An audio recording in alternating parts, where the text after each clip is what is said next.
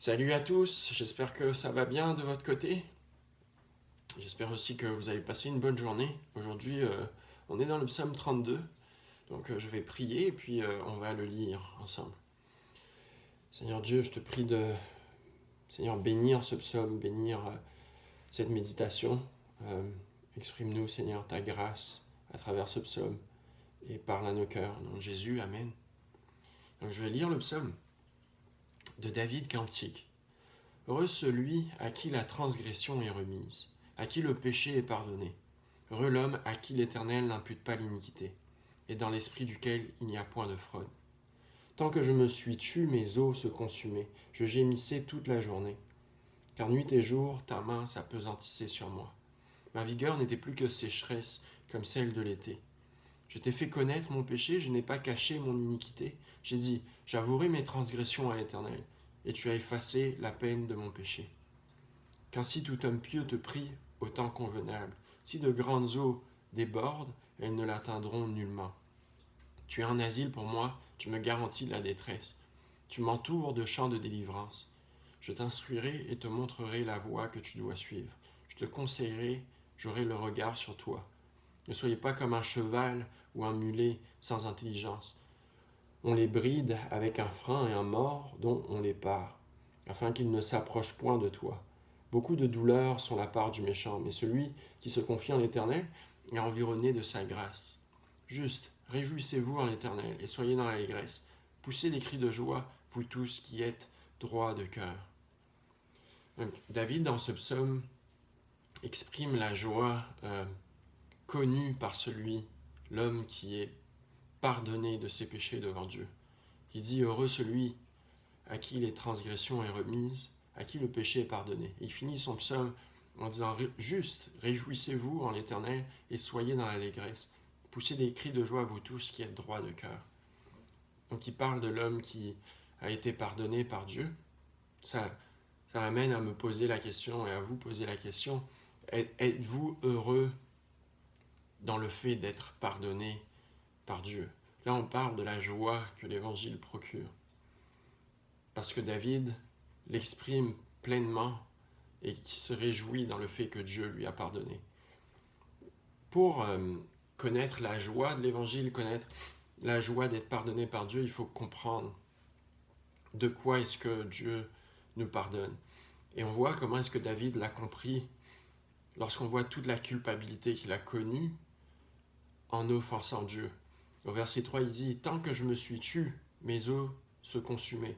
Je gémissais toute la journée, car nuit et jour ta main s'appesantissait sur moi. Ma vigueur n'était plus que sécheresse comme celle de l'été. » Donc David est consumé par le fait d'avoir offensé Dieu profondément, au point que ses os se consumaient, au point que physiquement il en a été atteint. Donc pour connaître la joie d'être pardonné par Dieu, il faut réaliser à quel point on est pécheur envers lui, on l'a offensé profondément.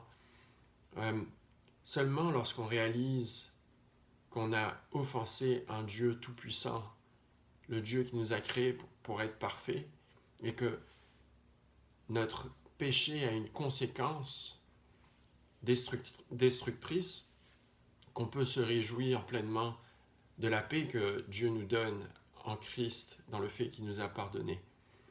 C'est un premier point que ce psaume nous amène, de se réjouir dans le pardon que Dieu nous donne en réalisant la gravité de notre péché. Le deuxième point, c'est que Dieu protège celui à qui il a pardonné. Dans le verset 6, il dit « Qu'ainsi tout homme pieux te prie au temps convenable. Si de grandes eaux débordent, elles ne l'atteindront nullement. Tu es un asile pour moi, tu me garantis de la détresse, tu m'entoures de chants de délivrance. » Donc, ça me rappelle le verset de Paul qui dit « Si Dieu est pour nous, qui sera contre nous ?» Ce verset exprime le fait, si Christ a été fouetté pour toi, si Christ a été cloué sur la croix pour toi, pour prendre ta place, si Christ a été méprisé devant tout le monde, et si Christ a pris la colère de Dieu Tout-Puissant, alors que c'est toi qui devais la prendre, qu'est-ce qui sera contre toi? Dieu te protège, Dieu veut le meilleur pour toi, et la preuve est le fait que Christ est mort à ta place.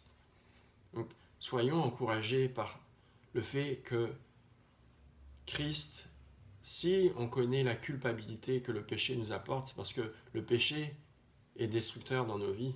Donc que si Dieu appesantit sa main, comme David l'exprime sur nous, c'est pour réaliser qu'on a besoin d'être repentant devant lui et de réaliser la gravité du péché dans nos vies, pour qu'on puisse se repentir et le confesser. Puisque confesser notre péché, comme David l'exprime, c'est d'exprimer verbalement une repentance interne. Donc, c'est ce que Dieu veut dans nos vies. Il veut que la destruction du péché s'arrête dans nos vies et il veut nous racheter du péché destructeur dans nos vies. C'est là-dedans qu'on peut se réjouir de la repentance que Dieu nous offre par le sacrifice de Christ qui a pris notre place. Et on peut avoir cette assurance dans le fait que Christ est mort sur la croix, que Christ, Dieu, va nous protéger jusqu'à la fin et nous amener jusqu'à la fin de la course. Donc j'espère que vous êtes encouragés par ce psaume, par ce que Christ a fait sur la croix pour nous. Et je pense qu'on ne se le rappellera jamais assez de quoi est-ce que Dieu nous a sauvés. Donc prions.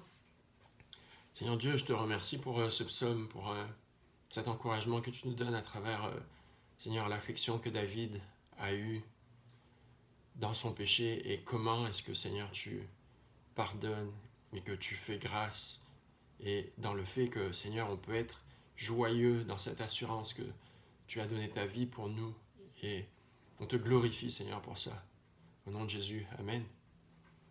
Donc, passez une bonne journée dans la grâce que Christ vous offre et rappelez-vous, il vous a pardonné de tous vos péchés.